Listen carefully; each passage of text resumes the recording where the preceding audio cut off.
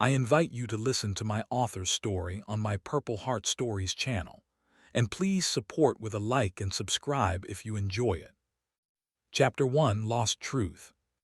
My name is Michael Kane, 34 years old, former Navy SEAL, now a survival instructor in the forests of Montana. My wife, Laurel, is a schoolteacher who helped me get back to a normal life after being wounded. A year ago, my father, the sheriff of our small town, was killed under mysterious circumstances, and my brother, Anthony, disappeared. The police claim that Anthony killed our father because of connections to drug dealers, but my mother never believed it. Now she's gone too. And you know what? She seems to have been right. This story is about how the familiar world crumbles when the truth comes to the surface. Jason, hold the knife at a different angle. If you keep whittling like that, you'll cut yourself in a minute. I watched as the 20-year-old law student clumsily tried to carve the simplest trap out of a branch. As if to confirm my words, the blade slipped, and the guy barely managed to pull his thumb back. "Shoot," he cursed.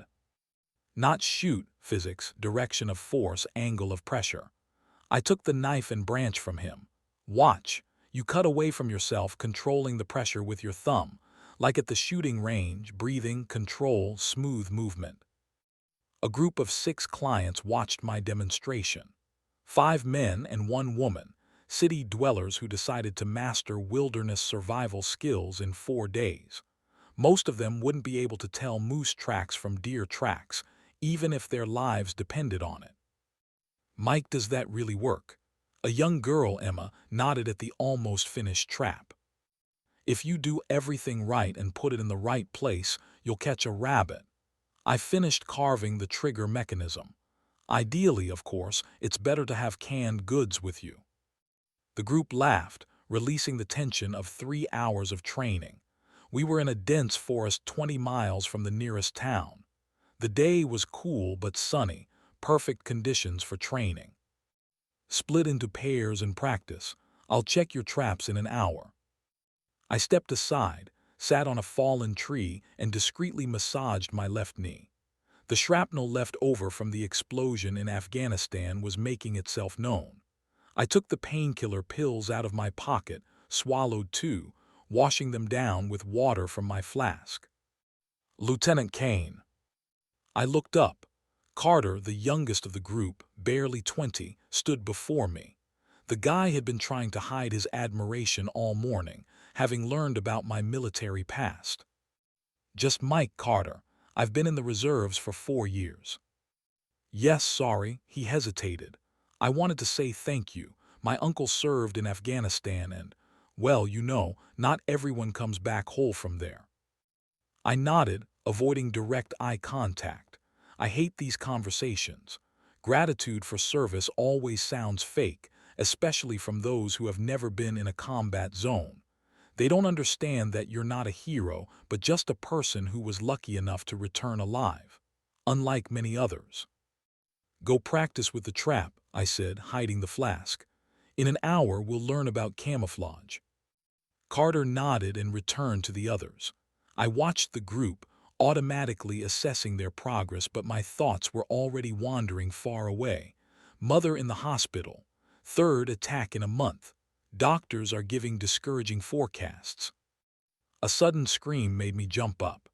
Emma, standing at the edge of a small cliff, slipped on the wet leaves.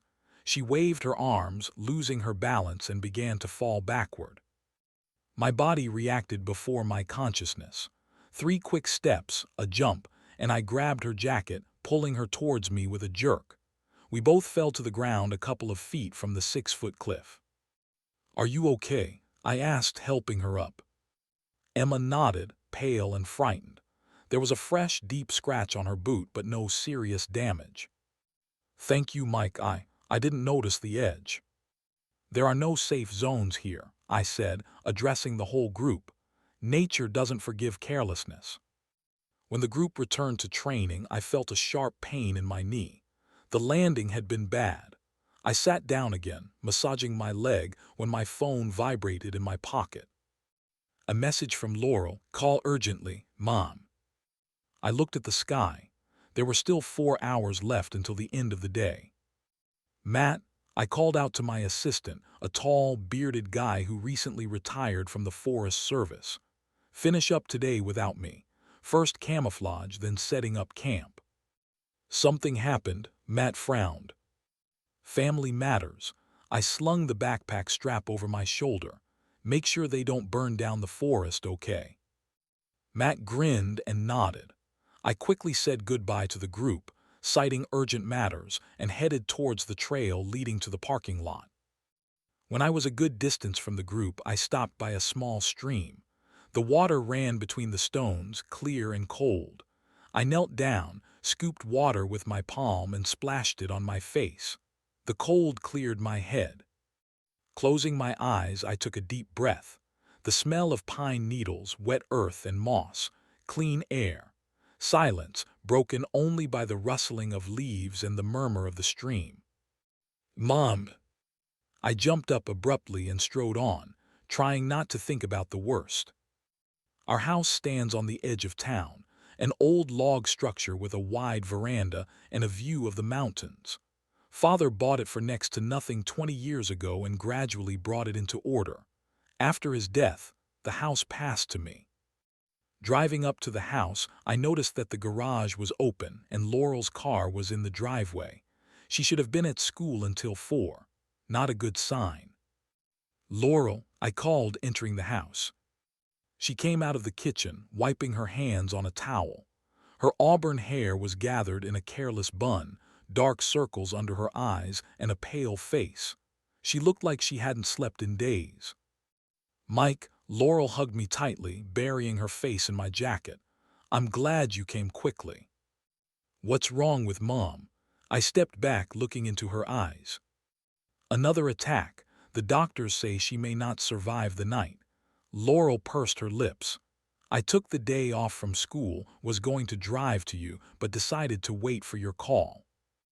I nodded, trying to cope with the wave of emotions. Laurel walked into the living room and I noticed her adjusting a magazine on the table, covering something. With an imperceptible movement, she pushed a bottle of wine behind the books on the shelf. A glass was hidden under the sofa cushion.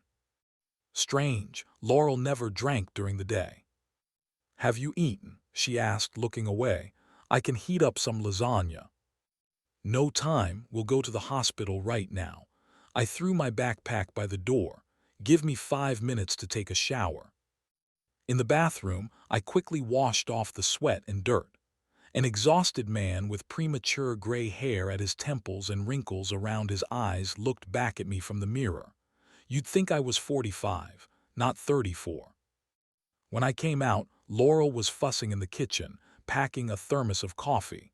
Her hands were visibly shaking. "Are you okay?" I asked, coming up behind and hugging her shoulders.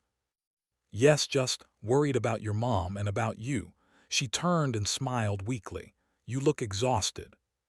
3 of the group almost fell into a ravine.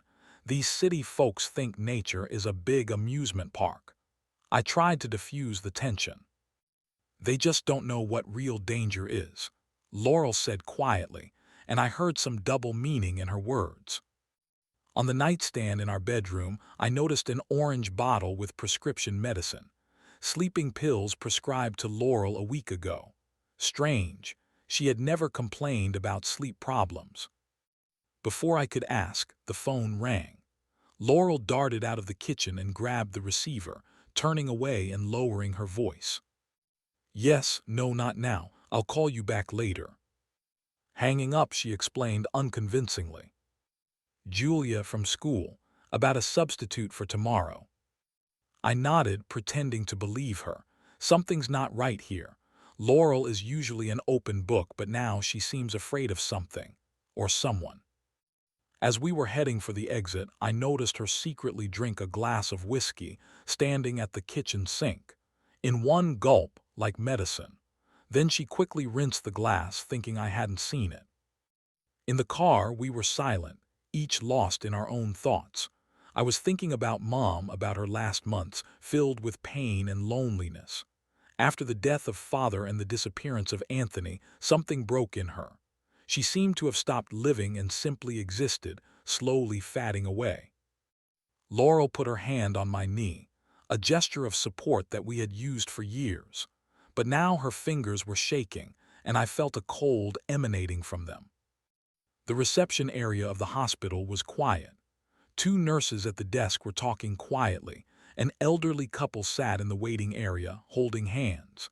Antiseptic, coffee, and stale food, a smell that is the same for all hospitals in the world.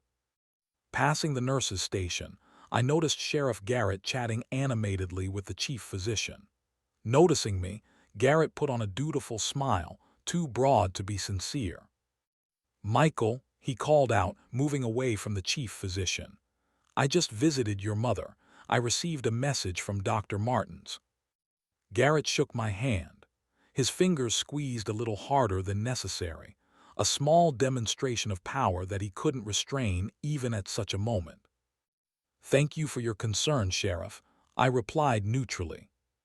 "Shoot, Mike, first Joseph, now Elizabeth." He shook his head. "Tell her I visited. If you need anything, call anytime."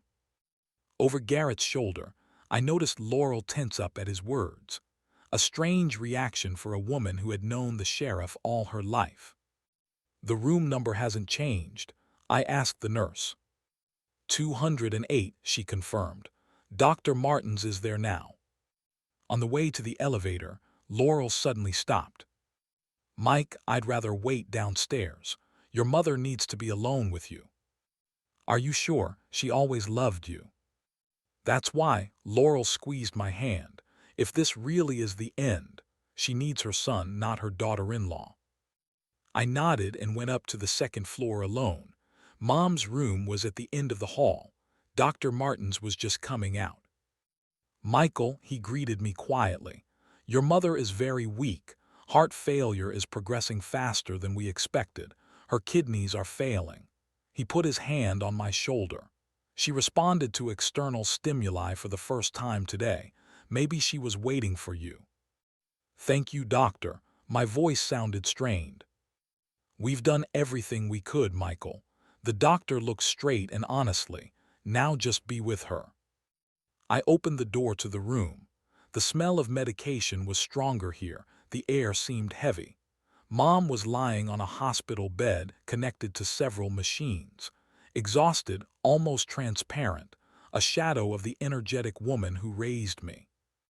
"Hi, Mom," I said quietly, sitting down on the chair next to the bed and taking her cold hand. Her eyelids fluttered. Her eyes opened, cloudy, as if covered with a film, but there was a flicker of recognition in them.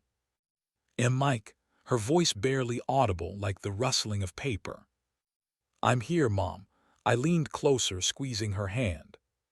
"Listen," she raised her free hand with effort and touched my face.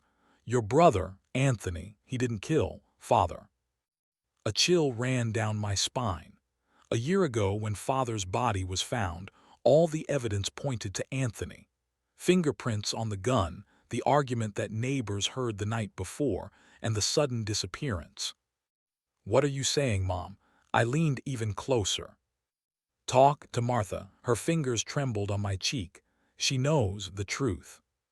"To Martha, Father's secretary." I tried to speak calmly, even though my heart was pounding like crazy. "I always knew." Her breathing became intermittent. "He's innocent." Suddenly she tensed. Her eyes widened. Her mouth twisted. The monitors next to the bed began to emit piercing alarm signals. "Mom," I jumped up. "Nurse, doctor, quickly." The nurse and Dr. Martins rushed into the room. They pushed me away from the bed, quickly checking her vitals and administering some medications. "Pressure is dropping." The nurse's voice sounded alarmed. "Cardiac stimulation, quickly," Martins commanded.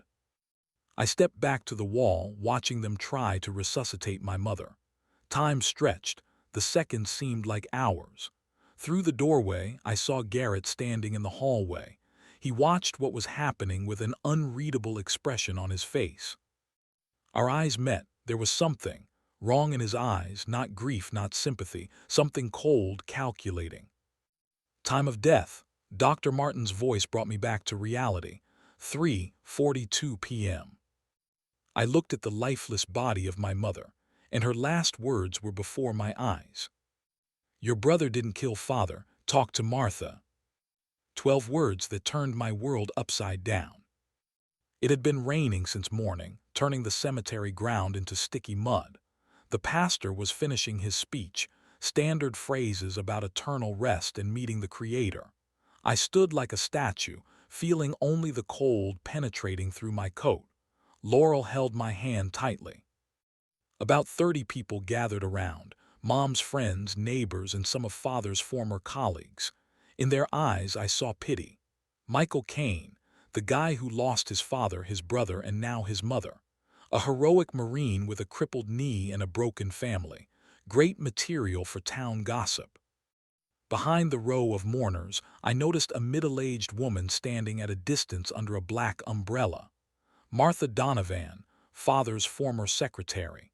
She didn't approach the grave, keeping apart, but her gaze was fixed on me. "Talk to Martha." The pastor finished, and people began to disperse, casting farewell glances and sympathetic nods. I waited for everyone to move away so I could approach Martha, but at that moment, Garrett appeared next to me. "Michael," he put his hand on my shoulder, his grip a little stronger than friendly. "My condolences. Elizabeth was an amazing woman." "Thank you, Sheriff," I replied dryly. "I saw you at the hospital before." He paused. "Did she manage to say anything, last words, wishes?" His tone seemed casual, but his eyes studied my reaction with frightening intensity. I met his gaze. She was too weak. Garrett nodded, but something in his expression said he didn't believe me. "Listen, son." He lowered his voice. "I understand how hard it is for you now, but my advice to you is don't dig into the past for your own good. Some things are better left buried." His words sent shivers down my spine. It wasn't just condolences, it sounded like a warning. "I have to go," I said, stepping back. "Thank you for coming." When I turned around to find Martha, she was already talking to Garrett. She looked frightened. The sheriff was saying something to her insistently, leaning almost to her ear. When he finished, he straightened up and smiled, supporting her by the elbow as if they were old friends. Martha nodded, gave me a quick glance, and hastily left the cemetery. "Do you know Martha?" I asked Laurel as we walked to the car. "Not really," Laurel shrugged. "She worked with your father for 10 years, I think. She retired after his death." "Mom mentioned her before she died," I said, watching my wife's reaction. Laurel stumbled on even ground. "Really? What did she say?" "Nothing specific." I lied, not understanding why, just her name. The rest of the day passed in a fog. People came to our house, brought food, and expressed condolences. I nodded, thanked them, and waited impatiently for everyone to leave. I needed to think. That night I woke up to a sound. The clock on the bedside table showed 2:17 a.m. The spot next to me was empty. Laurel wasn't in bed. I got up quietly and walked down the hall. A whisper came from the kitchen. "He doesn't know anything," Laurel's voice barely audible. "No, I can't now. It's too dangerous. I'll call back later." I deliberately creaked the floorboard. The whisper stopped instantly. When I entered the kitchen, Laurel was standing by the window with a phone in her hand. Her face was pale and tense. "Is everything okay?" I asked, pretending not to hear anything. "Yes," she smiled tensely. "Couldn't sleep. Called Karen. She's having problems with her husband. You know what a jerk he is." Karen, her friend from work. Married to a local mechanic, a drunk and an abusive man. At 2 in the morning, I walked to the refrigerator and took out a bottle of water. "She can't sleep either. The kids are sick. Jake is missing again." Laurel looked away. "Should we go back to bed?" In the bedroom, I lay awake for a long time, listening to Laurel's uneven breathing. She wasn't asleep either. Something was wrong, something serious. My wife was hiding something. In the morning, when Laurel took a shower, I checked her phone. The call history was empty, everything deleted. There was nothing suspicious in the messages, correspondence with colleagues, friends, me. However, in the deleted messages, I found several strange texts from an unknown number. Meet at the usual place, 7 p.m. Don't tell anyone, especially him. You know what will happen if you refuse. I photographed the messages on my phone and put her smartphone back. At breakfast, I looked at old photos of Father and Anthony. In one, they stood near the fishing cabin, proudly displaying their catch. Father looked pleased, Anthony, an awkward teenager with long bangs and angular shoulders. "Why are you doing this?" Laurel asked, placing a cup of coffee in front of me. "Just remembering," I replied. "It's strange that we never talk about them, especially about Anthony." Laurel winced at the mention of her brother's name. "Mike," her voice sounded tense, "it's better not to remember him. You know how people react." "How should they react?" I looked into her eyes. "No one knows for sure what happened." "Please," Laurel almost begged. "After everything that's happened, just leave it." Her reaction was strange. Before, Laurel had never avoided talking about Anthony. She had always doubted his guilt, even when I was sure of the opposite. In the evening, I went into the study and found Father's old notebook. Browsing through the contacts, I came across an entry, Martha Donovan, and a phone number. I noted it and put the book back on the shelf. That night, Laurel got up again, thinking I was asleep. This time she locked herself in the bathroom. I could hear her muffled whisper, but I couldn't make out the words. When she returned, she smelled of whiskey and cigarettes, even though she had quit smoking 3 years ago. In the morning, on her wrist, I noticed a bruise that hadn't been there before. Fresh, dark purple. "What's this?" I asked, touching her hand at breakfast. Laurel flinched and pulled her hand away. "I hit it on the door at school. They fixed the lock there and now it sticks out." She quickly changed the subject. "Do you have training today?" "Canceled it for a week," I replied, pretending to believe her explanation. "I need to sort out the documents after Mom's death."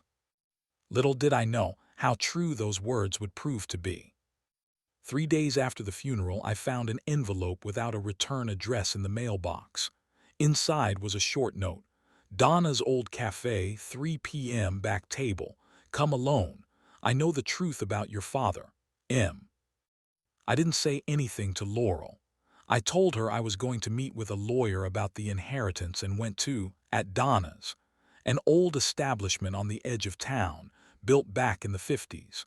Once a popular meeting place, it was now barely afloat, serving mainly truckers and elderly locals. At 3 in the afternoon, the cafe was almost empty. I walked to the back table, where Martha Donovan was already sitting, nervously twirling a cup of coffee in her hands.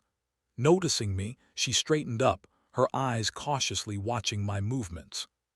"Michael," she nodded, "thank you for coming." "You sent the note." I sat down opposite her. "What did you want to talk about?" Martha quickly looked around, then leaned closer. "I'm being followed. We don't have much time." Her voice was quiet but firm. "Your father knew he could be killed, and he left something with me for safekeeping." She took a thick envelope out of her bag and passed it to me under the table. "What's this?" I asked, not opening it. "Evidence?" Martha nervously licked her lips. "Your father wasn't a saint, but he was an honest man.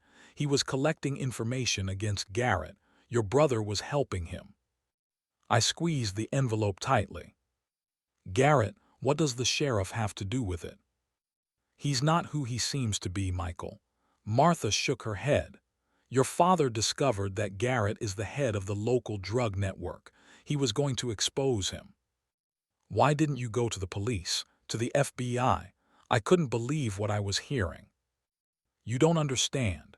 Garrett controls all the police in the district, and without solid evidence, the feds wouldn't even listen." Martha smiled bitterly. "And who would they believe? A respected sheriff or a secretary with loud accusations?" "Why did father trust you with this?" I still doubted. Martha lowered her eyes for a moment. I loved him for 20 years, Michael. Your mother knew and accepted it. We had a special relationship. I sat there stunned. Father and Martha, Mom knew. Now my duty is to pass the truth to you, she continued. Read everything in the envelope. There's a letter there personally for you, but be careful, Garrett will kill anyone who gets in his way. Through the window, I noticed a police car slowly pulling up to the cafe. Shoot, Martha paled. They're here, I have to go, back exit. She stood up, but then leaned towards me again. Your brother is innocent, Michael. He never killed your father. Garrett did it when he realized the sheriff had enough evidence, and then he framed Anthony. How do you know? I grabbed her arm. Did you see it? No, but your father told me that Anthony was helping him with the investigation. Martha freed her arm. Everything is explained in the envelope. Now it's your burden, Michael. That's why you came back to town. With these words, she hurried to the back door. I remained sitting, squeezing the envelope tightly and trying to make sense of what I had heard. My brother is innocent. Garrett is a drug dealer and a murderer. My father knew. My mother knew. Laurel. Suddenly, all the strangeness in my wife's behavior came together in a grim picture. Secret calls, meetings, bruises, sudden alcoholism. Garrett was blackmailing her, threatening her. I hid the envelope in the inside pocket of my jacket and left the cafe, trying to look casual. The policeman in the car was looking straight at me. I nodded to him and headed for my pickup. My heart was pounding, and my head was buzzing with new information. I got behind the wheel but didn't start the engine. I needed a minute just to breathe. A year ago, I was sure that my brother was a traitor who had killed our father. I despised him, cursed him, wished him dead. I believed Garrett, believed the evidence, believed the official version. And now I had to find out how deep the rabbit hole I had begun to descend was. Chapter 2. Uncovered Secrets. I drove home, gripping the steering wheel tightly and feeling the weight of the envelope in the inside pocket of my jacket. My gaze involuntarily darted to the rearview mirror. Was anyone following me? An old army habit sharpened by Martha's words. Did I trust her? I don't know, but I certainly didn't trust Garrett. At home, I immediately went to the study, locking the door. Laurel was at school and wouldn't be back for a couple of hours, enough time to study the contents of the envelope. Pouring the contents onto the table, I froze. Before me lay Father's old notebook, a battered USB flash drive, a stack of photographs, and a sealed envelope with the inscription to Michael. Father's handwriting neat, with a heavy pressure. He always wrote as if he were leaving a mark in history. I decided to start with the notebook. At first glance, ordinary notes of the sheriff, patrol dates, contacts, reminders. But on every third page, strange symbols were visible, rows of letters and numbers without any visible meaning. I smiled. When I was 10, Father taught me a simple code. We called it the sheriff's code. Each letter was replaced with another according to a certain principle. A child's game, but effective. It took 20 minutes to remember the rule and begin deciphering. What I read made me cold. Trucks with white stars on the sides are the cartel's transport. Route: County Road 16, past the old sawmill complex, then to Peterson's warehouse. Garrett personally meets every shipment. Contents are illegal substances, possibly weapons. Dr. Weber is faking autopsy reports. 3 cases. John Martin's overdose, officially a heart attack. Louisa Collins' beatings, officially a fall from the stairs. Mike Donahue gunshot, officially a car accident. Anthony agreed to help. I'm worried about his safety, but he insists. He says he can discreetly photograph Garrett's meetings. Good job, son, but be careful. I turned the page. The last entry was dated the day of Father's death. I've collected enough evidence. Meeting with Garrett today at the old sawmill, 11:00 p.m. Anthony will be on backup with a camera. If anything happens to me, the documents are with Martha. Michael, I'm sorry I involved your brother. My hands trembled. I put the book aside and took the photos. In several, Garrett was handing some packages to people with a characteristic Latin American appearance. Cars with Mexican license plates. Night meetings near abandoned buildings. In one photo, Garrett was counting stacks of money in the trunk of his SUV. The next photo was taken inside some kind of room. Dr. Weber, Laurel's father, leaned over a body. Garrett was nearby. They spoke in hushed tones, unaware of the hidden camera. I inserted the flash drive into the computer. Folders with financial reports, bank statements for dummy companies, lists of names. A separate file, associated persons. I opened it and ran my eyes over the list of 20 names, many of which were familiar: the town judge, 2 deputies, several police officers. And the name of Dr. James Weber, my wife's father, with a note. Medical reports, fake death reports. Finally, I opened the personal letter. Michael, if you are reading this, I am probably no longer alive. I'm sorry I didn't tell you about the investigation. I wanted to protect you. Garrett has turned our county into a transshipment base for a drug cartel. It all started small, turning a blind eye to small shipments. Now it's an empire that he controls by bribing and intimidating people. Anthony was helping me collect evidence. Whatever happens, he is not involved in my death. I am proud of him. I am proud of you too, although I rarely talked about it. Be careful, Garrett has influence everywhere. Even if you go to the FBI, he will find out before you get to their office. Your father, Joseph Kane. I sat there, stunned. Guilt for believing in my brother's guilt ate away from the inside, but I was even more shocked by Dr. Weber's name on the list. What did Laurel know about this? What did she know about her father? What connected her to Garrett?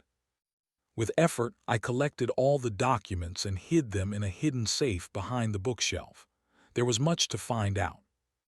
In the next 2 days, I carefully studied Father's notes, drawing up a map of the places associated with Garrett's activities.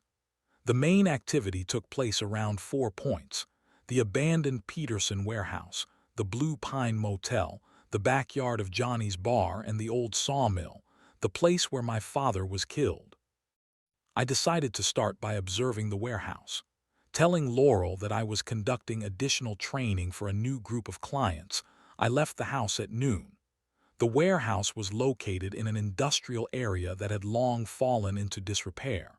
An ideal place for illegal activities, deserted, lots of abandoned buildings, a confusing network of streets. I settled on a hill half a mile from the warehouse, using army binoculars with 10-fold magnification. Until dark, there was no activity. The gray rectangular building with a rusty metal roof looked abandoned, but I noticed hidden surveillance cameras and fresh tire tracks on the driveway. Around 9 in the evening, the situation changed. 2 trucks drove up to the warehouse, white vans with the logo of a food delivery company. Exactly the same vans that Father described in his notes. I began to photograph what was happening, using a telephoto lens. 2 men of Latin American appearance came out of the cab of the first truck, armed with pistols in shoulder holsters. They looked around and signaled to the driver of the second van. A few minutes later, a black SUV drove up. Garrett. Even from a distance, I recognized his characteristic gait, slightly swaying with raised shoulders. Soldiers always pay attention to such details. They can save a life. Garrett greeted the men and they went into the warehouse together. The doors closed, but through the dirty windows, I could see moving shadows and flashes of flashlights.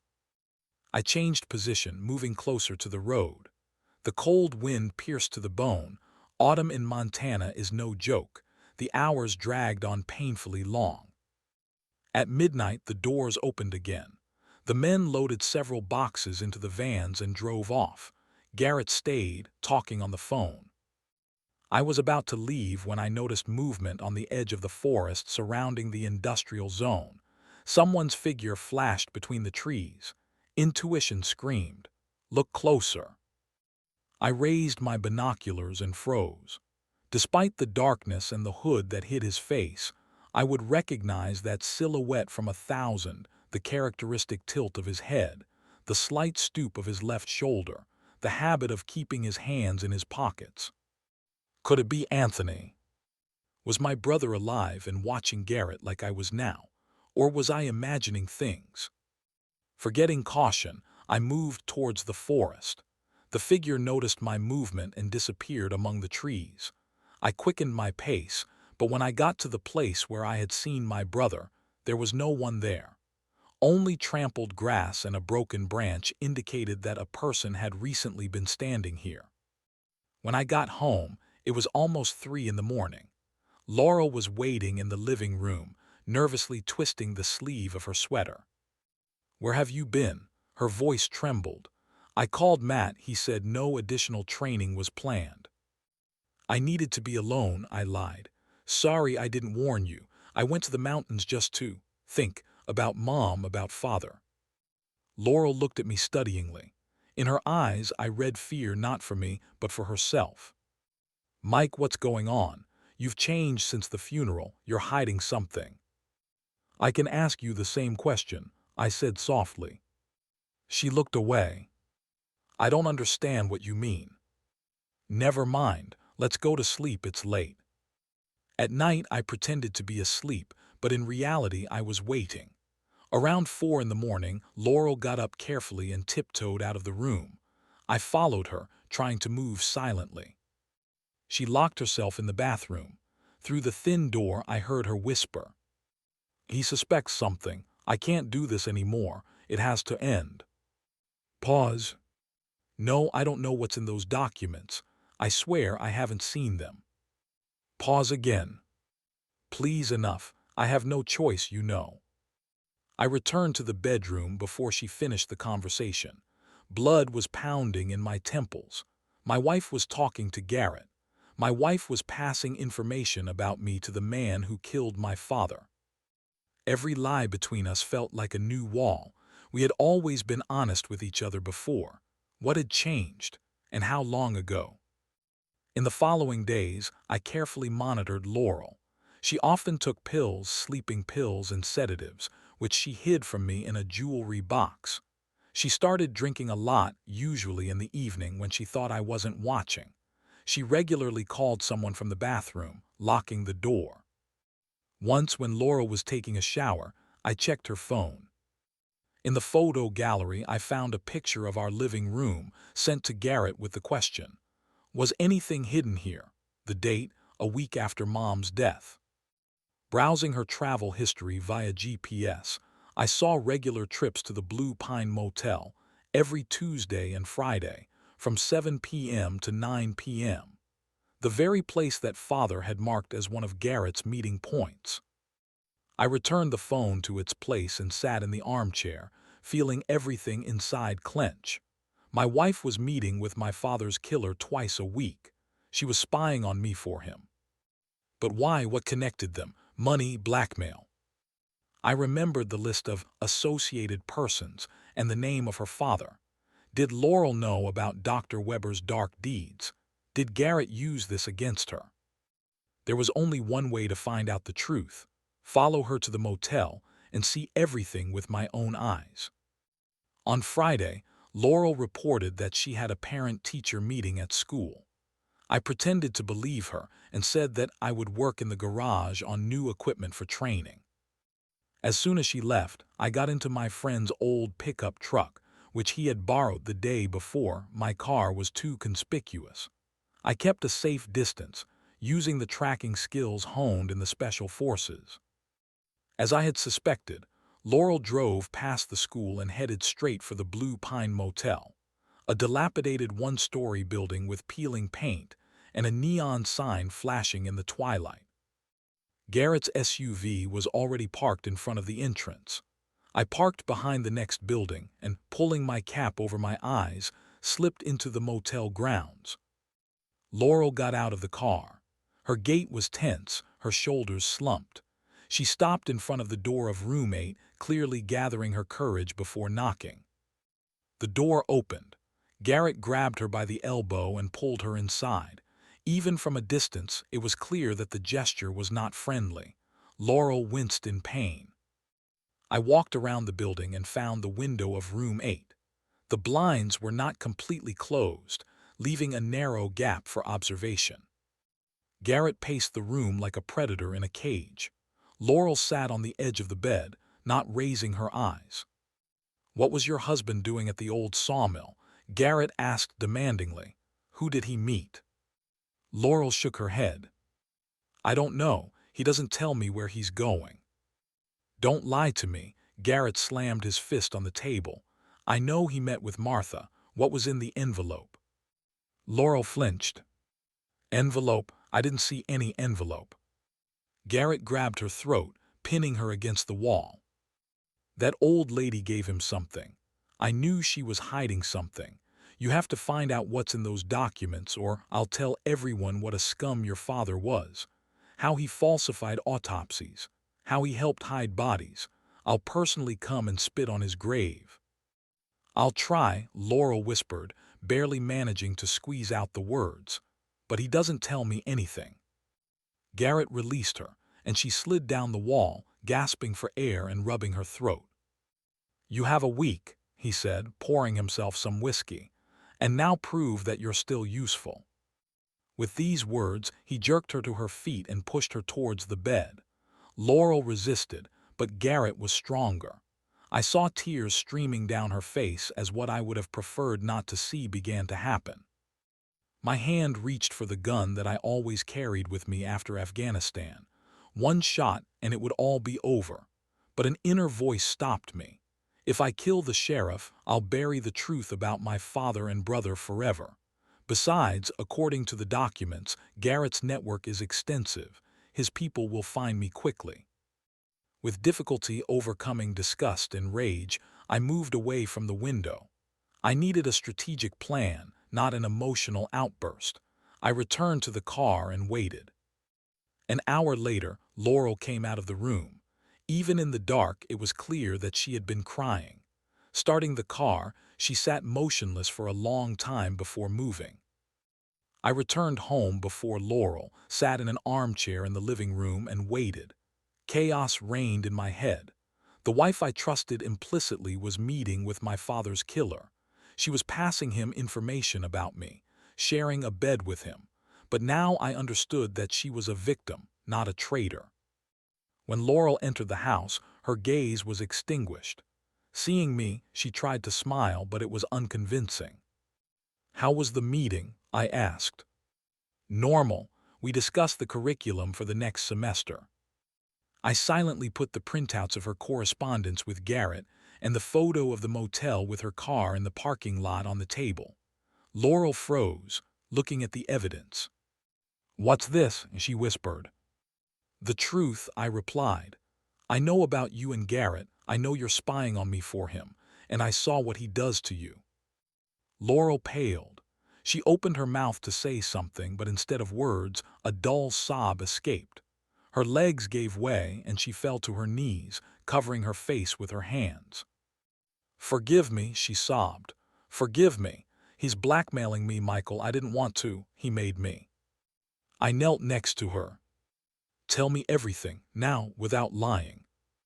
Through tears, Laurel told a story that chilled the blood. 2 years ago, shortly after her father's death, Garrett came to her with a folder of documents, proof that Dr. Weber had been falsifying medical reports for the drug cartel for years. He changed the causes of death in autopsy reports, hid traces of violence, and helped get rid of unwanted people. "My father was a respected man," Laurel sobbed. "His clinic still helps the poor. Garrett set a condition. Either I would be his informant or he would publish the evidence and destroy the memory of my father, and the clinic would be closed." "Why didn't you tell me?" I asked. "I wanted to, but he threatened you too. He said that if I said anything you would have an accident like your brother Anthony." Laurel was trembling. "At first I just passed on information about what you said about your father and brother. Then he started demanding more." It got worse after your mother's death. He knew she had said something to you before she died. He was furious. How long has this been going on? Almost 2 years, she replied quietly. I couldn't bear the shame, so I started drinking, taking pills to forget. Laurel looked me in the eyes with despair. I wanted to commit suicide, Mike, several times, but I was afraid that then there would be no one to protect you. I hugged her and we sat in silence for a long time. Her confession explained a lot: sudden alcoholism, pills, constant fear. Now we'll deal with this together, I said finally. I know Garrett killed my father. I know about the drug trafficking. I have evidence. Oh my God, Laurel whispered. If he finds out. He won't, not yet. We need to act carefully. Suddenly the phone rang, the sheriff's number. Answer it, I told Laurel. Act normal. She answered, turning on the speakerphone. Yes. Laurel, this is Garrett. The sheriff's voice sounded saccharine sweet. Is your husband home? Yes, he's here. Put him on, please. I took the phone. Yes, Sheriff. Michael, glad I caught you. Could you come down to the station? There are a few routine questions about your movements in recent days. Now I try to speak calmly. It's late. I'm afraid it can't wait. Nothing serious, just a formality. His tone became harsher. I'll be expecting you in half an hour. He hung up. Laurel and I exchanged glances. He knows, she whispered. Someone saw you at the warehouse or told him about the meeting with Martha. Don't panic, I squeezed her hand. If he had evidence, he would have sent patrol officers to arrest me, not invite me for a chat.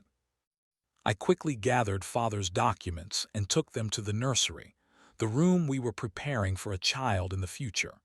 There was a hidden niche in the floor under the old rug that only we knew about. If something happens to me, I said, closing the hiding place, take these documents and go to my Army friend David Ramirez in Denver. His contact information is in my diary, code November Alpha. He works for the DEA, he'll help you. Laurel nodded, pale with fear. Be careful, he's dangerous, Mike. I know, I kissed her. I'm not going to take any risks. I'll just listen to what he wants to say. Maybe it will give us new information. The police station was located in the center of town, a 2-story brick building built back in the 50s. I knew it like the back of my hand. Father sometimes took me to work with him when I was a kid. The duty sergeant greeted me and pointed to the sheriff's office. He's waiting for you, Mr. Kane. Garrett's office had changed little since my father had sat there. The same wooden panels, massive desk, and American flag in the corner. Only the photos on the walls had been added. Garrett with the state governor, with a senator, with the police commissioner. A demonstration of connections and influence. Michael, come in. Garrett pointed to a chair in front of the desk. I'm sorry again about your mother's death. Elizabeth was a wonderful woman. Thank you, I replied dryly. You wanted to see me. Yes, there are a few questions. Garrett leaned back in his chair. The owner of the Peterson warehouse reported seeing suspicious activity around his property. Someone was watching the building from the hill, taking pictures. And you thought of me, I feigned surprise. Why? Just a coincidence. Your pickup was seen nearby that day. Garrett studied my reaction. Were you there, Michael? I was scouting for a new survival training. The area seemed suitable, abandoned, rugged terrain. I shrugged. I didn't know it wasn't allowed to be there. Of course you can. Garrett smiled broadly. It's just strange that an experienced instructor chose this particular area out of all the options. It's the closest to town. And yet, Garrett leaned forward. Lately, you've been interested in certain places, Michael. You're showing curiosity about things that don't concern you. It can be dangerous. I don't understand what you mean. About your meeting with Martha Donovan, for example. His smile became predatory. The old lady talks a lot, doesn't she? Especially about your father. We just had coffee and remembered the old times. I met his gaze. What's suspicious about that? Nothing if it's true. Garrett tapped his fingers on the desk. It's a pity you had to leave the Marine Corps, Michael. They say you were an excellent soldier. The injury left me no choice. Yes, Afghanistan, right? You know, his voice became quieter. Anything can happen in war, stray bullets, friendly fire.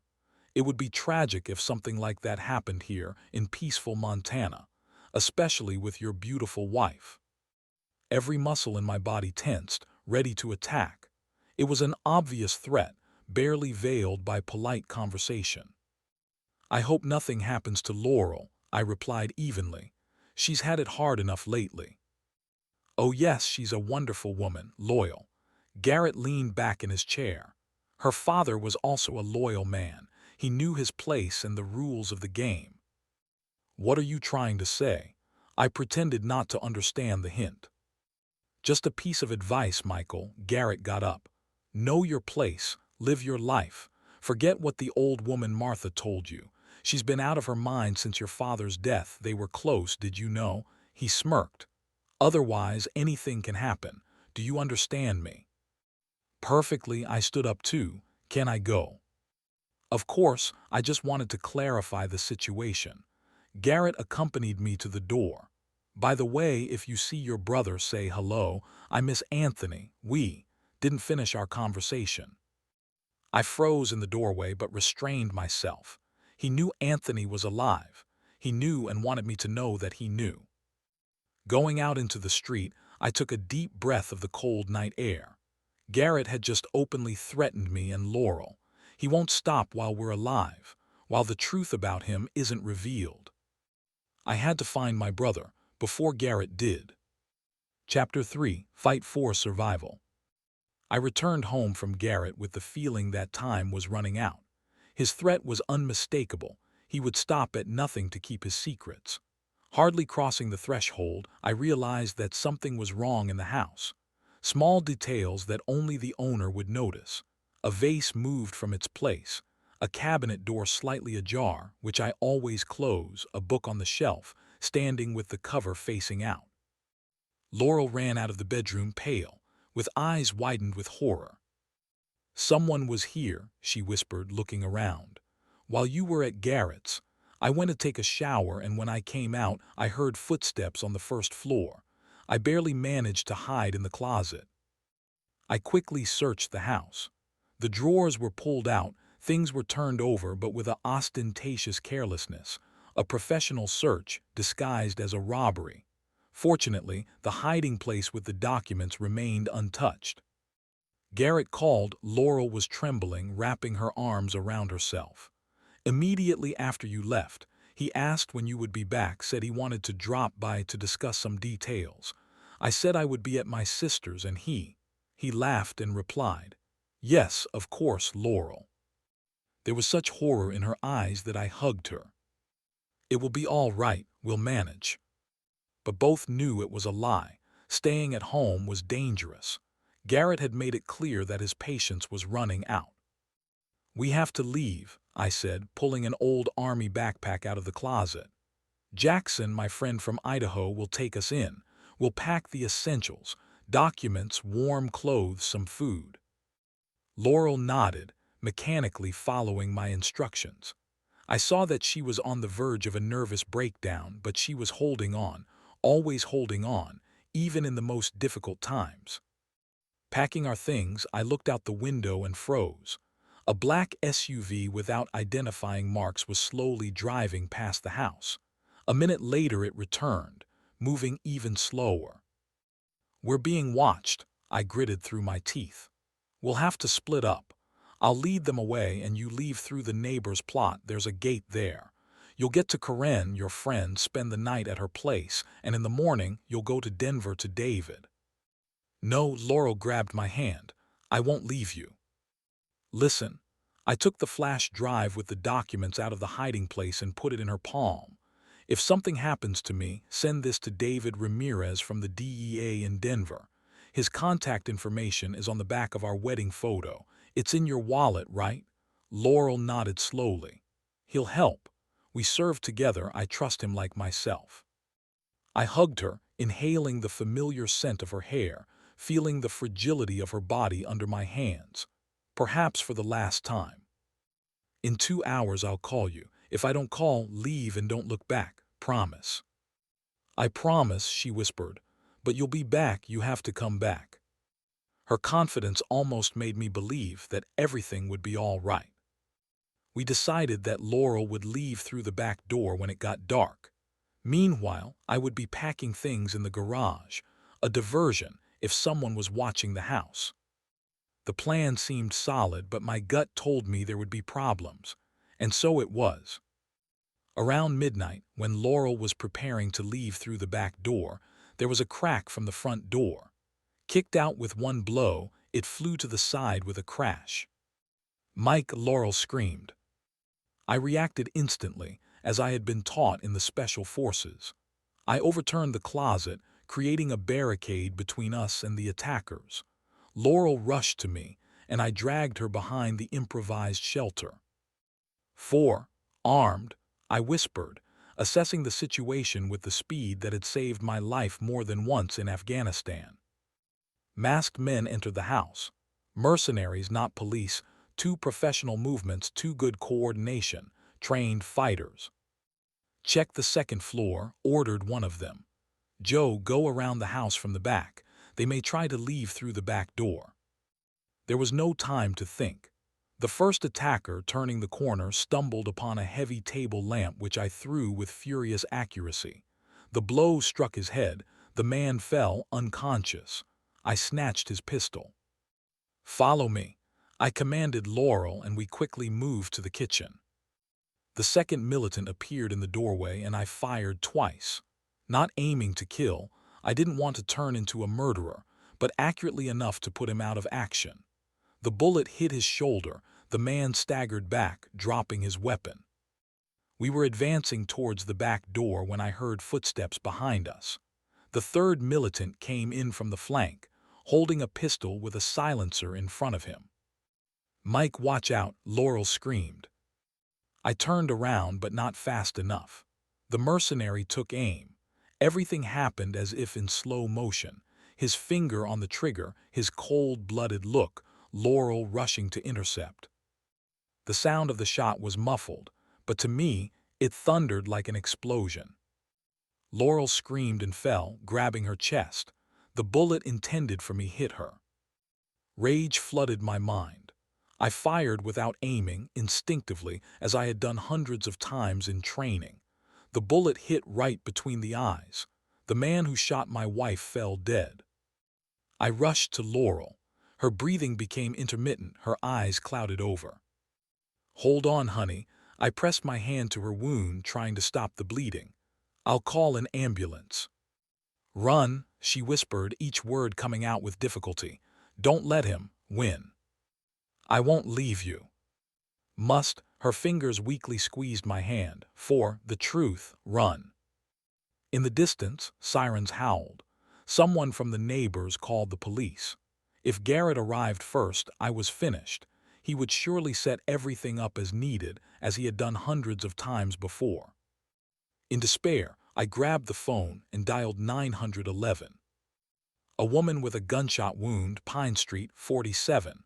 Urgent help needed." Then, overcoming the monstrous sense of guilt, I applied a tourniquet to my wife, stopped the bleeding, kissed Laurel on the forehead, and slipped out through the back door. At the last moment, I felt a bullet scorch my shoulder. The fourth attacker had noticed me, but it was already too late. The darkness had swallowed me. The night in the forests of Montana is beautiful and terrible at the same time, especially when you're being hunted. I ran through the undergrowth, not making out the road. The pain in my wounded shoulder pulsated in time with my steps, but it was tolerable. The bullet had only scratched the skin. Physical pain seemed insignificant compared to the agonizing thought of Laurel, left in our house. Several miles later, I stopped by a mountain stream. I needed to treat the wound and gather my thoughts. Dawn found me in an improvised shelter under an overhanging rock canopy. I took a portable radio out of my pocket. I always carried it with me during survival training. I turned on a local station. Attempted murder. Sheriff Garrett reported that the main suspect is the victim's husband, Michael Caine, a Marine veteran suffering from post-traumatic stress disorder. According to the sheriff, there have been problems in the Caine family lately, related to his wife's alcoholism. According to preliminary versions, an argument broke out between the spouses, as a result of which Laurel Caine received a gunshot wound. She is currently in a coma in the city hospital. The sheriff asks everyone who has information about the whereabouts of Michael Caine to report to the police. I turned off the radio, holding back the rising nausea.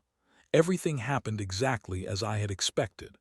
Garrett had turned the situation upside down, making me not a victim of the attack, but a criminal. But what hurt the most was Laurel in a coma, alive but barely, and I couldn't help her. Taking a map out of a waterproof case, I began to analyze the surroundings. If Anthony was really hiding here, where would he set up a shelter? The image of his silhouette, flashed among the trees near the warehouse, kept haunting me. Our places, where we played as children. My gaze fell on a section of the map to the north of the city, a hunting cabin that no one knew about except our family. Father jokingly called it the Eagle's Nest. It was located on a rocky ledge overlooking the valley. The decision was made. I'll gather supplies and head for the cabin.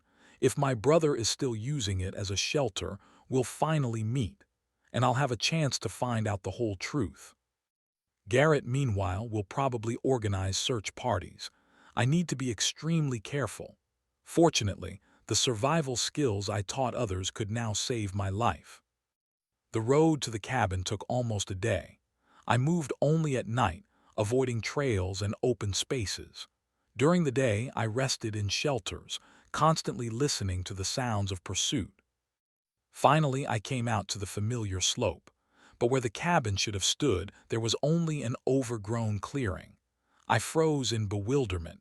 Did my memory fail? No, the place was right. I remembered that special configuration of rocks, the curved pine tree under which Anthony and I had once buried treasure, a tin can with coins and a pocket knife. Carefully moving forward, I noticed a barely discernible path, trampled grass, broken branches at the same height, traces of a person's passage, almost perfectly camouflaged. Moving along these barely noticeable signs, I soon discerned the outlines of the cabin, skillfully hidden under camouflage netting and branches. If you didn't know what to look for, it could be mistaken for a part of the landscape. I took a step forward and froze, feeling the cold touch of a gun barrel on the back of my head. "Don't move," the hoarse voice behind me sounded tense. "Hands behind your head, slowly." I obeyed, carefully raising my hands. "Anthony, it's me, Mike." Silence. I felt the hand holding the gun tense. "Turn around, slowly." I turned around and saw him, my brother whom I thought was dead or a fugitive murderer. It was difficult to recognize him, a thick beard, sunken eyes, haggard face. But it was Anthony, with the same stubborn chin and the characteristic birthmark above his left eyebrow. "Why are you here?" The gun was still pointed at my chest. To finish what Garrett started, to finish off the traitor to the family. "I came to talk," I replied, not lowering my hands. "I know you didn't kill Father." His eyes narrowed. "Now you know. And when all the evidence pointed to me, where were you, little brother? When the whole town thought I was a murderer and you, the Marine, the pride of the family, did you also believe that I was capable of this?" His words hit harder than any bullet. "I was wrong," I said simply. "All the evidence was against you. Even Mom doubted." "She never doubted." Anthony laughed bitterly. "She knew me better than anyone. She brought me food for the first few months until Garrett started following her. Then it became too dangerous." I lowered my head, crushed by the weight of my error. "I'm sorry, Anthony. I should have believed in you."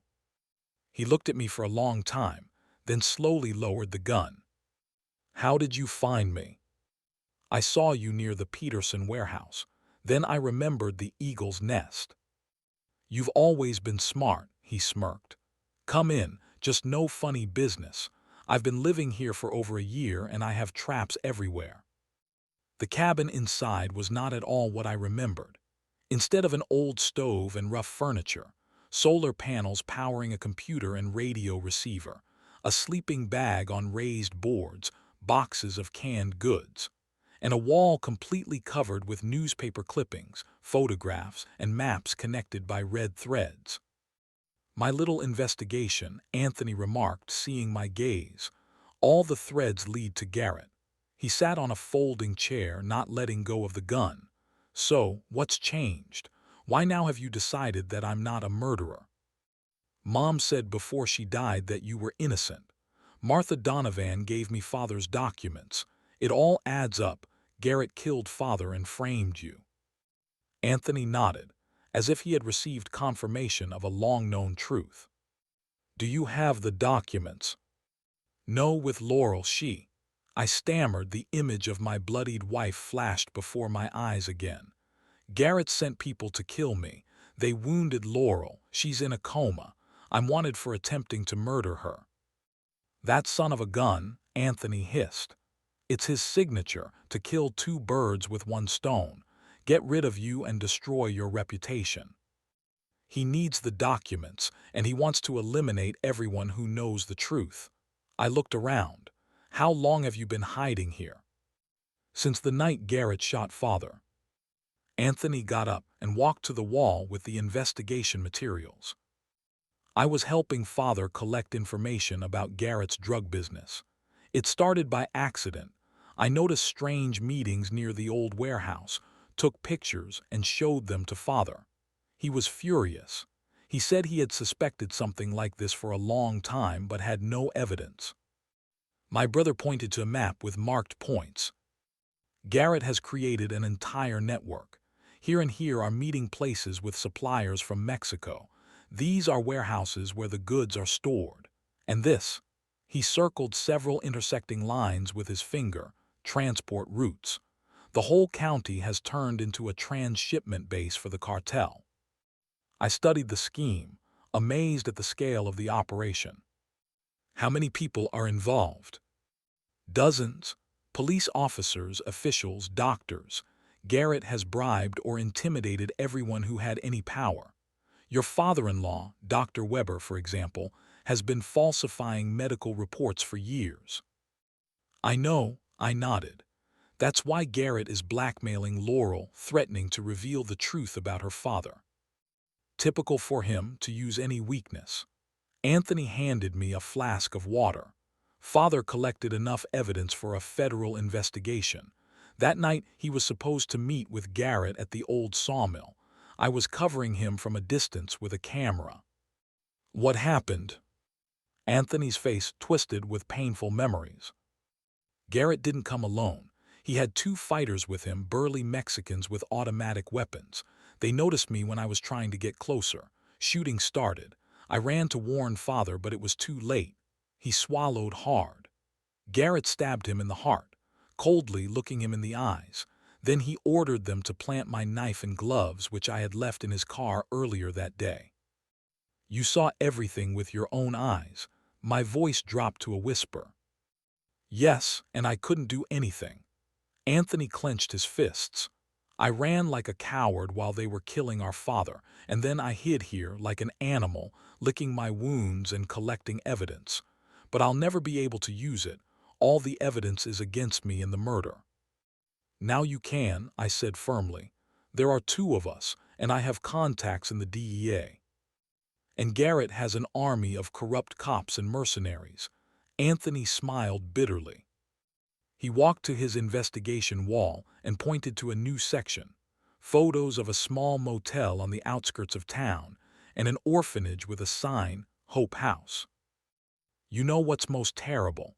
It's not the illegal substances. A year ago, I found out that Garrett is involved in something even more disgusting.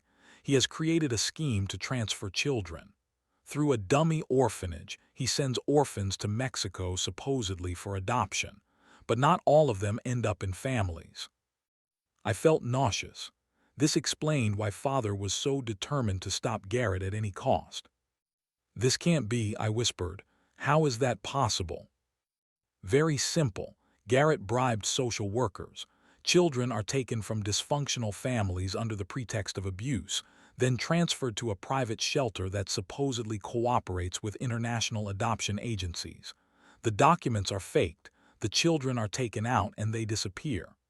Anthony showed a folder with photographs. "Here's the evidence. I've been following them for months." At that moment, there was a ringing sound outside. A primitive alarm system made of tin cans hung around the perimeter. Anthony instantly turned off the lights.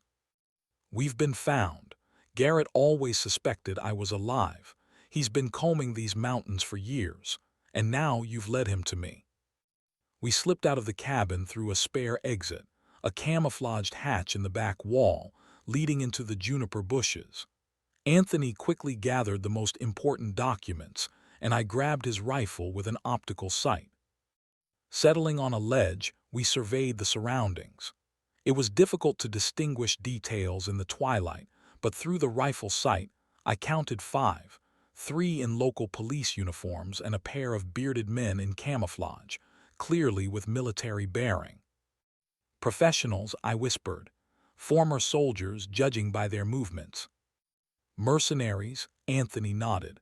"Garrett hires them for special assignments. I've encountered them before." They were systematically combing the forest, moving towards the cabin. We needed to act quickly. "Any plan?" I asked. "Distract and leave. I have traps everywhere, tripwires, pit traps, signal devices. I know the area like the back of my hand." We began to act. Anthony activated several distracting devices, firecrackers and smoke bombs placed away from the cabin. Then we moved to the dense undergrowth and set another trap, stretched a wire at ankle level between 2 trees. Our plan worked. Hearing the explosions, the group split up, 2 headed for the source of the noise, the rest continued to move towards the cabin.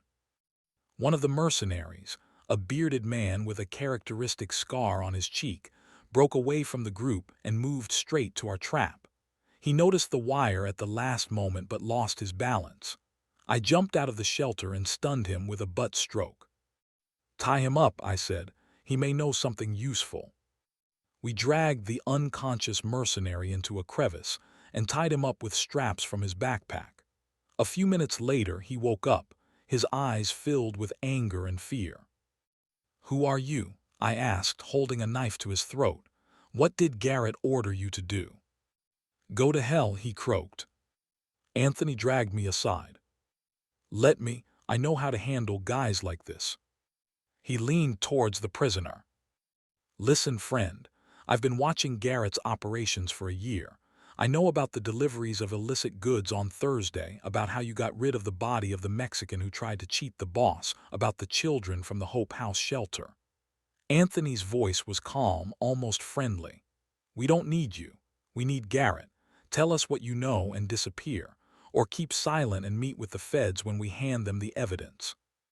The mercenary looked at us assessingly. "I'm dead either way," he finally said. "If not by your hand, then by Garrett's when he finds out I got caught." "We can protect you," I said. "I have friends in the DEA, testimony in exchange for protection." "Federals?" he smirked. "Don't make me laugh. Garrett will get to you sooner than you find a phone." "Take a chance," Anthony offered. "What do you have to lose?" The mercenary paused, then nodded. "All right, just untie my hands, damn you. I'm injured." We loosened the ropes, allowing him to sit up. I noticed how pale he had become. A wooden branch had deeply entered his shoulder during the fall, probably hitting an artery. "Garrett is going to eliminate everyone who knows." He began to speak in a hoarse voice. "Your wife is next, as soon as he finds out what she knows. He's a paranoid, sees a threat everywhere." "What operation is he planning?" I asked. "A cargo arrives in 3 days, the largest ever. Illegal substances are disguised as a batch of medicines for the city hospital." The mercenary coughed. "Where's the evidence?" I asked. "Something specific that we can use against him." In the hospital, the mercenary was barely breathing. Doc Weber hid documents behind the picture in his office. His eyes began to close. "Garrett has been looking for them for years. There are lists there, dates, names of buyers." His head fell back, his breathing stopped. He was dead. Anthony and I looked at the body in silence. Cries were heard in the forest. The rest of the group continued the search. "We have to go," Anthony finally said, "and develop a new plan." "Plan?" I looked at my brother. "I already have a plan. We're going to the hospital. I'll get Laurel out and you'll find the documents in Dr. Weber's office." "That's suicide." Anthony shook his head. "Garrett has probably posted guards.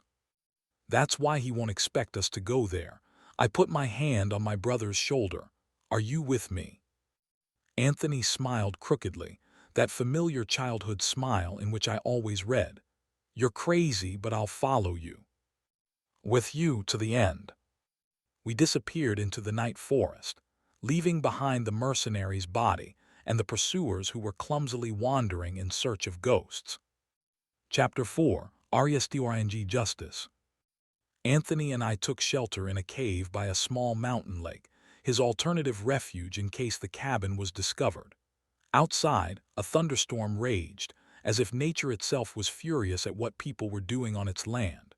Raindrops drummed on the rocks, thunder echoed in the mountains.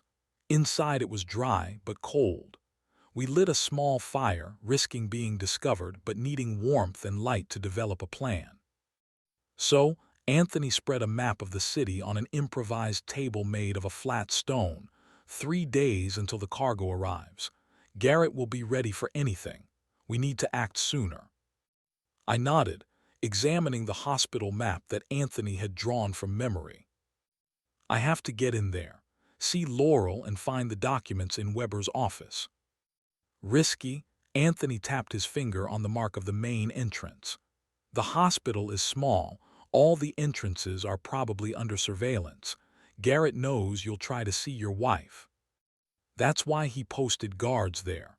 I pointed to the documents that we had saved from the cabin.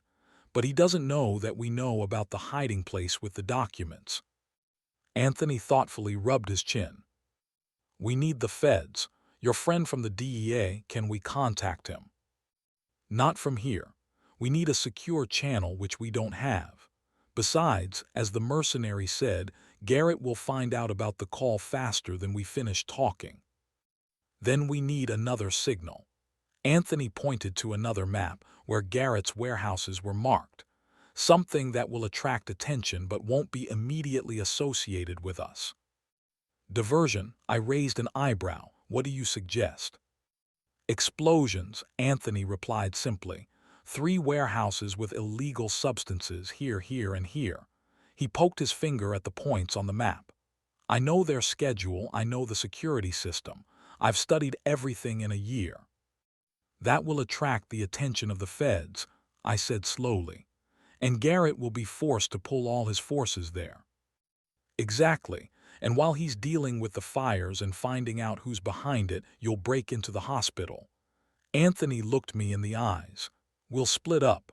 I'll stage the diversion, you'll save your wife and find the documents." "Risky plan." I shook my head. "You could be caught." "After a year on the run, I've learned to be invisible." Anthony smirked. "Besides, it's my duty to father. I ran away then at the sawmill. I couldn't protect him. I won't run anymore." In his eyes, I saw determination bordering on recklessness. My younger brother, whom I always thought was weaker than me, had spent a year in the forests, collecting evidence against our father's killer, while I, the proud Navy SEAL, remained unaware, believing a lie. "All right," I finally agreed, "but we'll need equipment." Anthony nodded at the boxes in the corner of the cave. "I have everything you need. I've been preparing for this moment." In the boxes were homemade explosive devices, hunting rifles, and a pistol, the same one I used to shoot the attacker in our house. I didn't even notice when Anthony had picked it up. Where did all this come from? I asked, checking the pistol. A little bit from everywhere, Anthony shrugged. Gunpowder from hunting cartridges, I made the detonators myself. I bought the rifles in different stores long before. All of this. We spent the rest of the night working out the details of the plan. Anthony knew the security schedule of the warehouses. I studied the hospital plan. By dawn, everything was ready. If something goes wrong, Anthony said in parting, meet me at the old sawmill, where it all began. Be careful, I hugged my brother, feeling his thin shoulders under his worn jacket.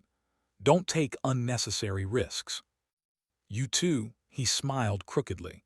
And say hello to your wife. Tell her that her brother-in-law admires her courage. I nodded. The plan began to be implemented at noon the next day.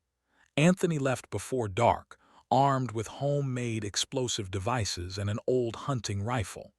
I stayed in the cave, waiting for the signal, the first explosion, which was supposed to go off exactly at 1:00 p.m.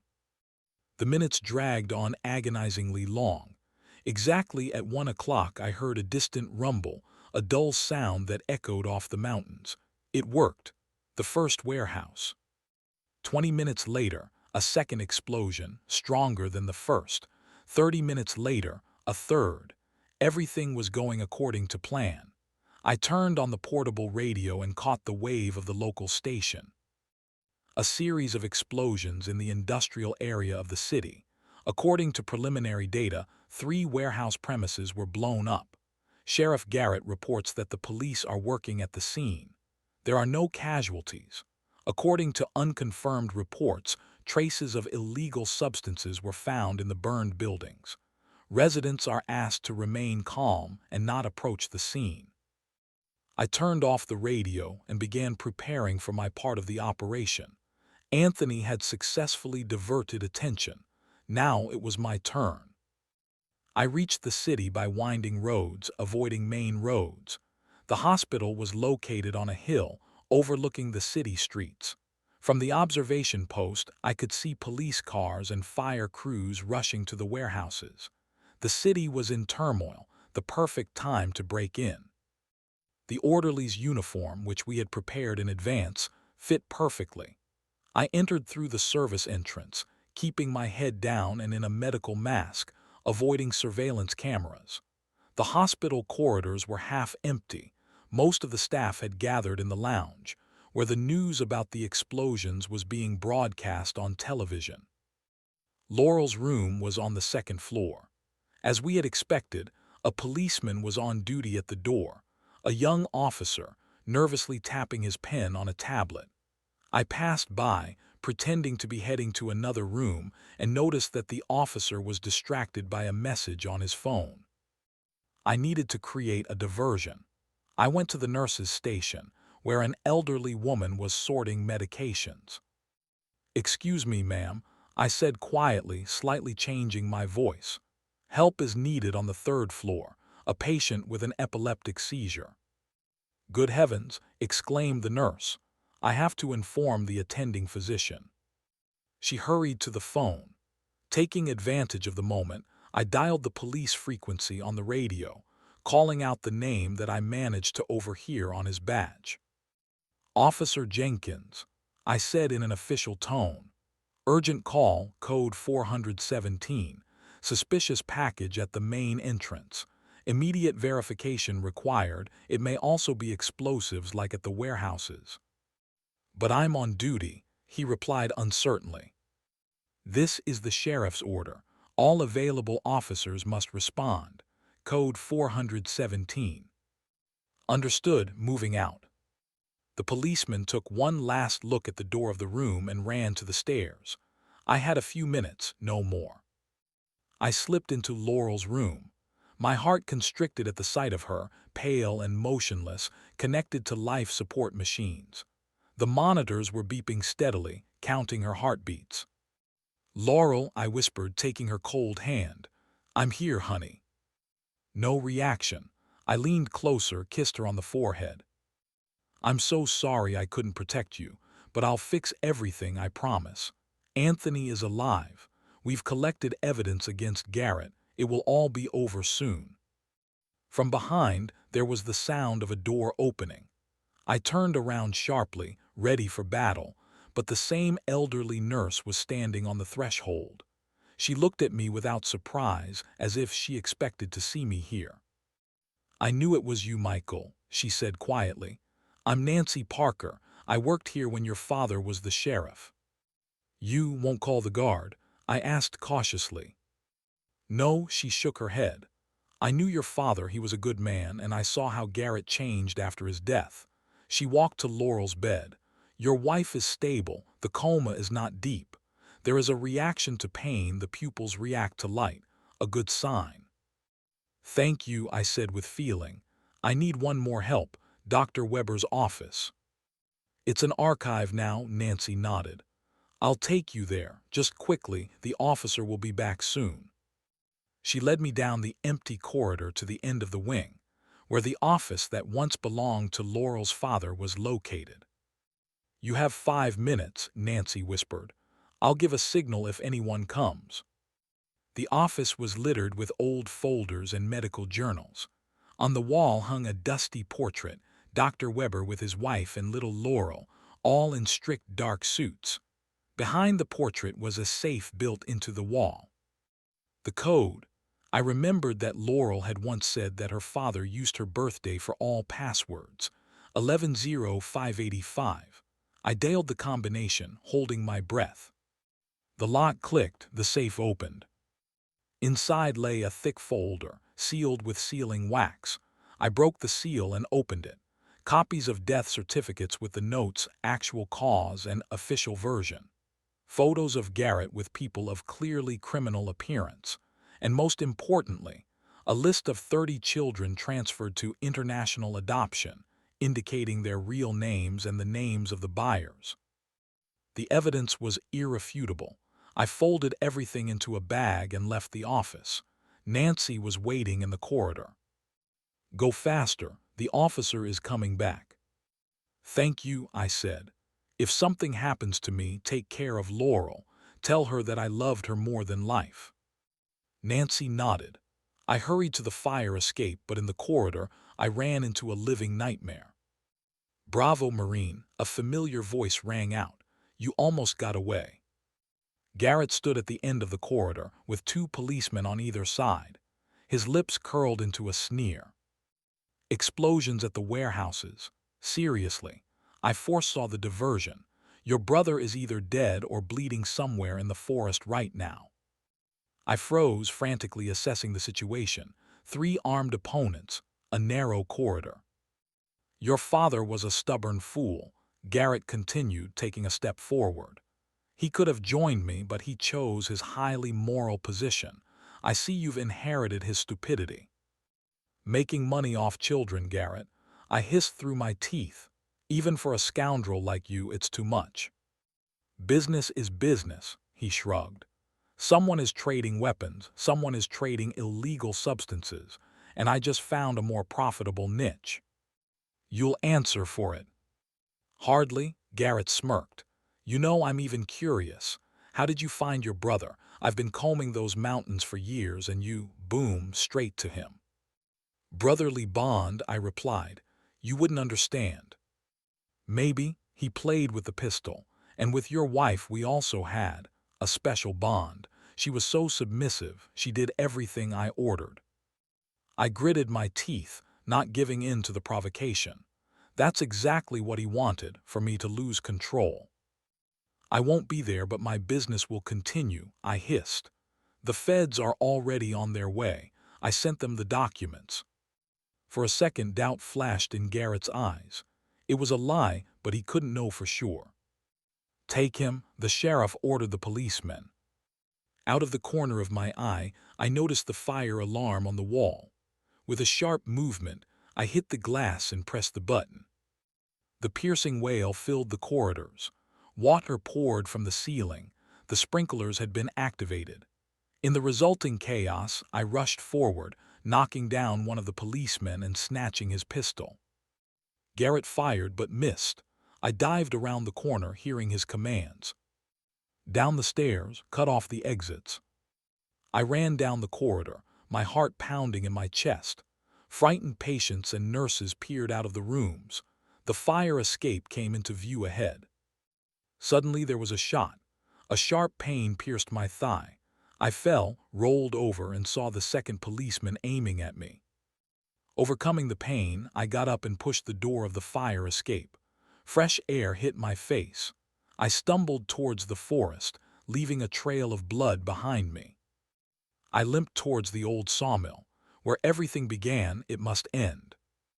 The sawmill was located 5 miles from the city. Abandoned more than 10 years ago, it was gradually collapsing. Rusty mechanisms, a roof that had collapsed in places, mountains of sawdust that had turned into dust. The perfect place for a last stand. Carefully approaching the building, I noticed fresh tracks on the ground. Someone had been here recently. Friend or foe? "Anthony," I called out quietly. My brother emerged from the shadows, holding his side. He too was wounded. "Alive," he gasped with effort. "Glad to see you." We took cover inside the sawmill. Anthony was wounded. A bullet had hit his side, but fortunately it had passed through without hitting vital organs. "What happened?" I asked, treating his wound with an antiseptic wipe I found in my pockets. "Ambush," he winced in pain. "One of the hunters, an ex-Spetsnaz soldier, tracked me down. A shootout ensued. I put him down, but I myself got a bullet." Anthony smiled weakly. "Did the diversion work?" "Yes, I broke into the hospital, saw Laurel. I found the documents there with me. Laurel passed on to my ownership." Anthony reached for his backpack. "That's not all. I also have copies of some papers and a flash drive with Father's recordings." "Is that enough to interest the feds?" "It should be enough," he nodded, "if we survive to hand them over." We treated each other's wounds and began preparing for the defense. The sawmill was a labyrinth of old mechanisms, stacks of boards and semi-ruined walls, the perfect place for guerrilla tactics. Anthony, despite the injury, methodically set homemade traps, tripwires tied to shaky stacks of boards. "Remember how we played here as children?" he asked, securing the wire. "You were always the commander and I was the scout." "I remember," I smiled. "You climbed trees better than a squirrel. And you shot from a slingshot with such accuracy that Father predicted you a career as a sniper." We worked, immersed in memories. A strange feeling to prepare for a deadly battle in a place where we once played carefree. Soon the sawmill turned into a minefield of traps, positions for crossfire and escape routes. We knew this area since childhood, every corner, every niche. "What are we going to do if we survive?" Anthony asked unexpectedly. "When we survive," I corrected him, "we'll restore your good name. We'll get back to a normal life." "Normal?" he smirked. "After everything that's happened, I'm not sure I'll remember what it's like to be normal." "You'll learn again," I squeezed his shoulder. "We'll both learn." Our conversation was interrupted by the sound of approaching cars. Through the dusty window, we saw 3 SUVs stopping on the driveway. Armed people got out of them. I counted 8 people, not counting Garrett. "Canes," came the sheriff's voice amplified by a megaphone. "Come out with your hands up and we'll just shoot you. Resist, and I promise your deaths will be long." "What a cordial welcome," muttered Anthony. "Plan." "We split up," I replied. "You take the right flank, I take the left. We'll use crossfire, cutting them off from each other." Anthony nodded and silently slipped into the shadows.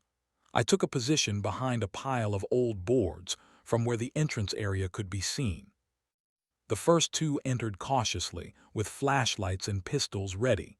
They moved professionally, covering each other. Former soldiers, I realized from their tactics. I let them pass by my position, activating the first trap. The wire tightened, and a stack of boards crashed down on one of them with a rumble. The second opened indiscriminate fire, giving me the opportunity to determine his position. One shot and he fell. Anthony didn't miss. Outside, Garrett was giving commands, directing the rest of his men. They entered in pairs more cautiously, but still fell into our traps. The shootout lasted about an hour. Anthony and I acted in coordination, covering each other and using our knowledge of the area. Garrett lost 5 people, wounded or killed, but continued the offensive. Our problem was ammunition. It was running out, and Garrett seemed to have plenty of it. "Mike," Anthony shouted from his shelter, "I have one last clip." "I have a little too," I replied. "We're moving on to Plan B." Plan B was risky. In the corner of the sawmill stood barrels of chemicals, old, rusty, but the contents were still flammable. We had checked it in advance. I waited for the moment when one of Garrett's men was next to the barrels, and I fired. The bullet pierced the metal, liquid gushed onto the floor. Anthony threw a homemade incendiary bomb, a bottle with gasoline and a piece of cloth as a fuse. The flash was blinding. Fire instantly engulfed the corner of the building, creating a fiery barrier between us and the attackers. Smoke filled the room, making breathing and visibility difficult. "To the fire escape," I commanded, and we began to retreat. Suddenly there was a deafening explosion. Part of the roof collapsed, cutting off our path. I saw Garrett holding a grenade launcher. "No one will get away," he roared through the fire and smoke. "We'll all die here." He fired again, this time aiming at the supporting column of the sawmill. The rumble was deafening. The supporting column could not withstand it, and part of the structure began to collapse. Concrete, metal, and wood fell, raising clouds of dust. "Anthony," I shouted, trying to make out my brother through the chaos. "Here," he responded, "careful on the right." I barely managed to dodge a falling beam. The floor under my feet trembled, the building groaned like a wounded beast. The fire was spreading, devouring the old wood. Through the smoke and dust, I saw Garrett. He was pinned by a heavy metal beam that had pressed him to the floor, but he was alive and conscious. "Help!" he cried, "someone!" His men had either perished under the rubble or had fled, saving their lives. No one came to help. I came closer. Garrett saw me, and his eyes widened with fear. "Kane, don't leave me here." I looked at the man who killed my father, blackmailed my wife, and turned our town into a center of drug trafficking and child trafficking. At the man because of whom my brother spent a year in the forests, and I almost lost everything. It would be so easy to leave, to let him die slowly and painfully under the rubble of the burning building. Anthony, limping, came up to me. "Let's go, Mike. The building will collapse completely soon." "We can't leave him like that," I said quietly. "What?" Anthony looked at me as if I were crazy. "After everything he's done." "That's why." I looked into my brother's eyes. "He deserves death, but even more, he deserves to be tried. People should know the truth, Anthony. Your name must be publicly cleared." My brother paused, then nodded. "You're right. What are we better than him if we let him die?" Together we lifted the beam, enough so that Garrett could crawl out. His legs were probably broken. He couldn't stand up. I lifted him and threw him over my shoulder. "Why?" he croaked in my ear. "Why are you saving me?" "Because I'm not you," I replied. "And also because prison is worse than death for guys like you."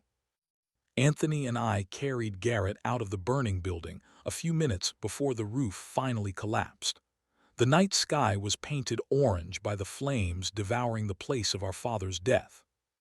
Lowering Garrett to the ground near his SUV, I searched his pockets and found a satellite phone, the only means of communication working in this wilderness. "Who are you calling?"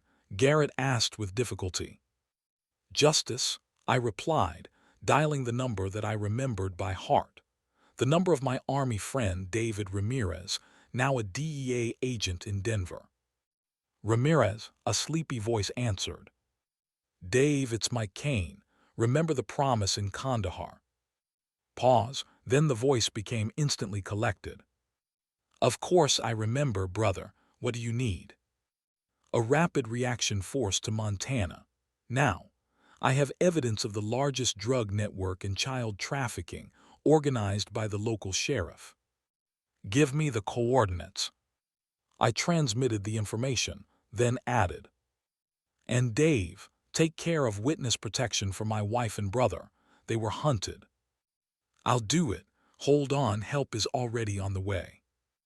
I hung up and looked at Garrett, who was watching me with hatred. You can kill me, but others will continue. The cartel doesn't forgive betrayal. We'll see, I replied. The feds will be here in an hour. Until then you can pray, you'll need God's mercy. Anthony and I sat on the ground, leaning against the wheel of the SUV. Fatigue and blood loss were taking their toll, but we were alive, and we won. What now? Asked Anthony. Now we wait, I replied, and then we start all over again together. Dawn found us still there, exhausted, wounded, but alive. In the distance, the hum of helicopters could be heard. 2 black silhouettes appeared on the horizon. DEA, I said. Dave has always been punctual. The helicopters landed in the open space in front of the burning sawmill. Armed men in tactical gear jumped out of them. Among them, I recognized the stocky figure of David Ramirez. He ran up to us. My God, Mike, what happened to you? A long story, I smiled weakly. Meet my brother Anthony. Anthony, this is Dave, whom I told you about. Pleased to meet you, Anthony nodded. It's a pity in such circumstances. The feeling is mutual, Dave replied, then turned his gaze to Garrett. Is that him? Yes, Sheriff Thomas Garrett. I nodded at Anthony's backpack. The documents are there, more than enough to start an investigation. Medics from the DEA team took care of our wounds while agents arrested Garrett. He was silent, watching us with hatred. How is Laurel? I asked Dave when first aid was administered. Safe, I contacted the hospital, sent people there. He squeezed my shoulder. She's stable, Mike, still in a coma but stable. It was as if the tension that had been gripping my heart had been released. What now? First the hospital, Dave said firmly. For both you and your brother, then full witness statements. We've already sent teams to arrest the associated persons from the list you sent. He paused. This will be a high-profile case, Mike. And a full rehabilitation of my brother, I added. Of course, Dave held out his hand to Anthony. On behalf of the government of the United States, I apologize for the wrongful accusation. We will do everything to restore justice. Anthony shook his hand, but his gaze was distant. It won't bring me back a year of life, or my father either. No, Dave agreed, but it will help to start over. We were loaded into helicopters and taken to a hospital in Missoula, the nearest large city. There, after operations and blood transfusions, Anthony and I began the long process of recovery. A week later, when I could move around independently, I was transferred back to our town. Anthony remained in Missoula. His injury was more serious, requiring additional operations. I insisted that I be placed in the same hospital where Laurel was lying. The medical staff, learning the truth about Garrett, greeted me as a hero. Nancy was especially welcoming, now openly proud of having helped me. She's here, Nancy said, leading me to Laurel's room. The condition is unchanged, but that's normal. The body needs time. I sat down next to my wife's bed. She looked peacefully asleep, as if she was about to open her eyes and smile. I took her hand. Hi, honey, I'm back as promised. Of course, there was no answer, but I needed to talk to her, tell her about everything that had happened. Garrett has been arrested, Laurel, his accomplices too. The feds have shut down the entire network. Anthony has been completely vindicated, his name has been cleared. I stroked her fingers. You have nothing to fear anymore. We are free. I told her the news, read newspaper articles about the high-profile case of the sheriff drug trafficker. about how federal agents rescued dozens of children from an underground network, about the public apologies of the authorities to Anthony Kane, the hero who helped his father in the investigation. "You're a hero too, Laurel," I said. "You tried to protect me and you almost gave your life for it. I'm so proud of you, and I forgive you for everything you were forced to do. Do you understand? I know everything and I don't blame you for anything." I talked for hours, told her about our plans for the future, about how Anthony and I will restore our father's house in the mountains, about a trip to the ocean that Laurel and I always postponed. A figure appeared in the doorway of the room. Anthony thinned, with his arm in a sling, but with clear eyes and a barely noticeable smile. "Come in," I called. "Meet my wife." He entered, a little uncertainly, as if afraid to disturb the peace. "Hi, Laurel," he said quietly. She looked at me. "She's beautiful, Mike, and strong." "I know," I nodded. "That's why she'll definitely get better." At that moment, I felt a slight movement, so weak that I thought I was imagining things. But then Laurel's fingers moved again, squeezing my hand. "Laurel," I leaned forward. "Can you hear me?"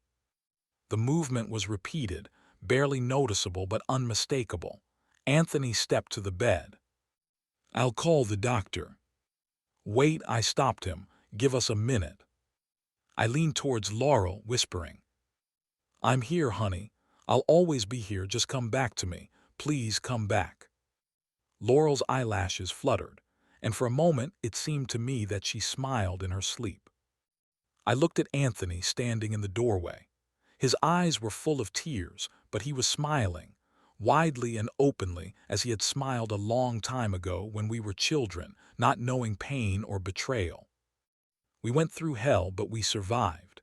We restored justice. We cleared the name of our family.